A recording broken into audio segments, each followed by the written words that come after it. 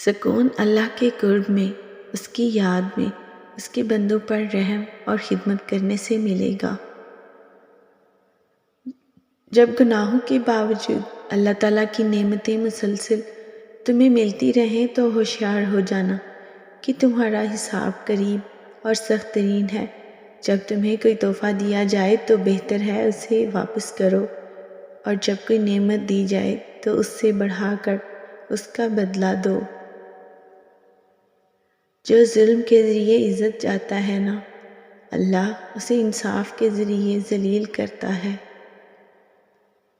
اللہ کی عطا کبھی ختم ہونے والی نہیں، طلب کرنا بندے کا کام ہے۔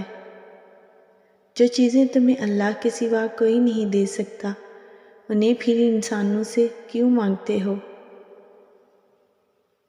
کبھی کبھی انسان بہت بے بس ہو جاتا ہے، چاہ کر بھی اسے خاموش رہنا پڑتا ہے۔ وہ صبر سے کسی معجزے کا انتظار کرتا ہے، نم آنکھوں سے اپنے رب کی رحمتوں کا منتظر ہوتا ہے، اور قرآن سے اللہ کا جواب آتا ہے، اور جلد ہی آپ کا رب آپ کو اتنا دے گا کہ آپ خوش ہو جائیں گے۔ جب لوگ تمہیں تکلیف میں اکیلا چھوڑ دیں تو جان لو کہ اللہ تعالیٰ تمہارے کام کا ذمہ خود لینا چاہتا ہے۔ تم جانتے ہی کب ہو کہ اللہ کی لاٹھی بے آواز ہوتی ہے؟ اگر جانتے تو یوں لوگوں کی زندگیاں اجیرن نہ کرتے۔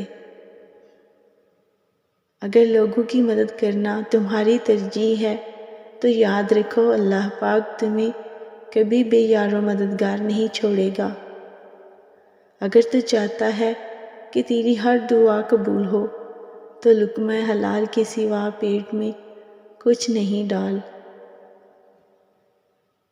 اے انسان، تو آہستہ آہستہ اپنی منزل کی جانب گامزن ہے۔